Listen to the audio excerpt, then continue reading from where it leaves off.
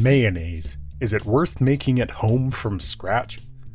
The ingredients of mayonnaise are readily available, and you may already have them in your kitchen right now.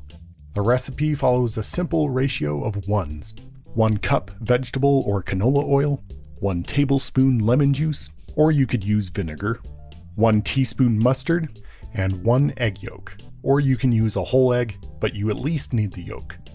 The technique of making mayonnaise is simple but specific and does require you to have some patience. Put the egg, juice, and mustard in a bowl and whisk them well. Then add the oil to this, but you have to add it slowly. You have to do this. It isn't just tradition or the way most people do it. The product literally won't come together if you dump all the oil in and try to whisk it together. See, that's what happens when you try. It all has to do with the physics of shearing power and dispersed phases of liquids and the gradual breaking down of phospholipid fat droplets. What this all actually means is you whisk constantly and very slowly drizzle in the oil. Pretty soon you'll see it start to thicken up, and as you keep going, more oil is mixed into the emulsion and it gets thicker. A minute or two later, you'll have mayonnaise. Pretty bland mayonnaise. Let's add some seasoning, a heavy pinch of salt, ground pepper is good, maybe fresh garlic or onion powder. You could go crazy. Add ginger for Asian flair, add sriracha for spicy mayo. You can use different flavored vinegars instead of lemon juice. This is really easy to customize, and you can mix it up with some pretty unique ingredients. You can see some experiments I did for that in this follow-up video. But there's another way to make mayonnaise I do want to point out because it's even faster, but it does require a specialty tool.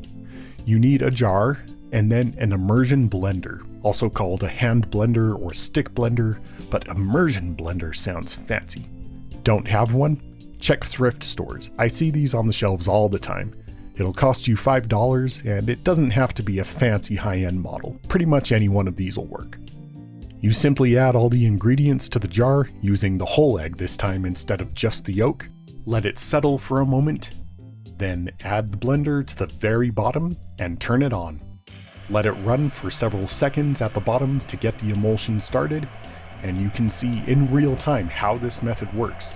The vortex motion of the blender automatically does the gradual addition of the oil for you, and you very slowly move the blender head up to hit the rest of the mix, and 30 seconds later, you've got mayonnaise, ready to store in its own jar. And to be clear, there are a few details that you need to get right or else this method won't work.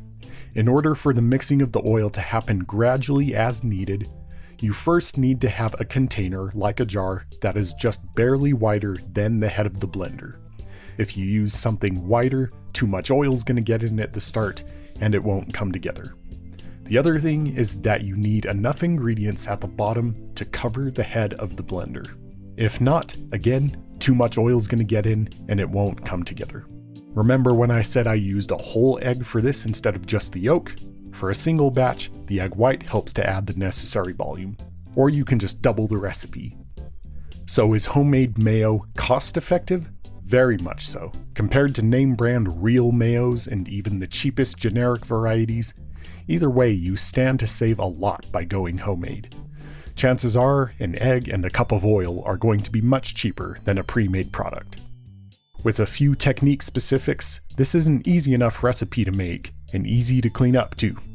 The quality and flavor are very comparable to what you'd get pre-made, and depending on your personal preferences, you may like it even more. The downside of this recipe is the shelf life. This is only going to last for about 2 weeks in the fridge. So is mayonnaise worth making at home? Despite all of its advantages and even its really low cost, for most people I'm going to say it's probably not worth it. Most of us use mayonnaise on occasional sandwiches or random recipes, and the long shelf life of store-bought mayo, being 6 months or longer, is really convenient, and we love convenience. Having said that, maybe if you're in the middle of a recipe that requires mayonnaise and you just ran out and you don't want to have to go out to the store to buy more, you can probably use what you have on hand, knowing how easy it is to make from scratch. And of course, if you're a picky or adventurous eater and want to try specific flavors, that's definitely worth doing too.